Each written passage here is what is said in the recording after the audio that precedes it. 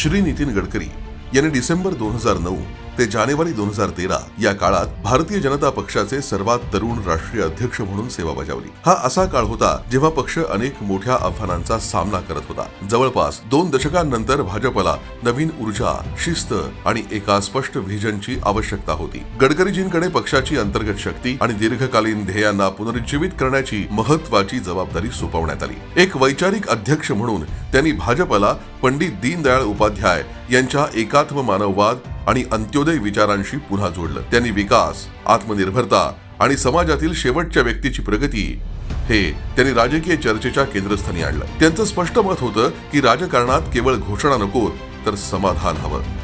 म्हणून नितीन गडकरीजींच्या मार्गदर्शनाखाली पक्ष संघटनेत व्यापक सुधारणा करण्यात आल्या। भाजप शासित राज्यांच्या कामगिरीवर लक्ष ठेवण्यासाठी आणि त्यांना धोरणात्मक सूचना देण्यासाठी विशेष सेल तयार करण्यात आले। त्यांचं ध्येय स्पष्ट होतं, एक असा पक्ष घडवणं जो केवळ निवडणुका जिंकणार नाही तर कुशलतेनं प्रशासनही चालवेल।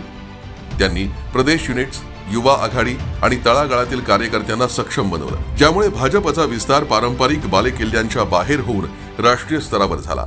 समावेशी विस्ताराला धरून गडकरीजींनी सर्वसमावेशक संपर्कावर विशेष जोर दिला। अंत्योदयनं प्रेरित होऊन त्यांनी गरीब, मागास, दलित आणि वंचित घटकांपर्यंत पक्षाची पोहोच वाढवली।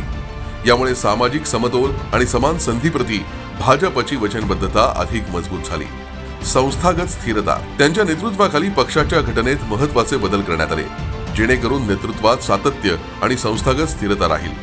हे वैयक्तिक राजकारणापेक्षा संघटनात्मक शक्तीवर असलेल्या त्यांच्या विश्वासाचं प्रतीक होतं। भविष्याचा मार्ग, सर्वात महत्त्वाची गोष्ट म्हणजे श्री नितीन गडकरी यांनी विचारधारेला प्रशासकीय क्षमतेशी जोडून भाजपच्या भविष्यातील उत्थानासाठी बौद्धिक आणि संघटनात्मक पायाभरणी केली। त्यांचा कार्यकाळ हा एक ऐतिहासिक काळ होता।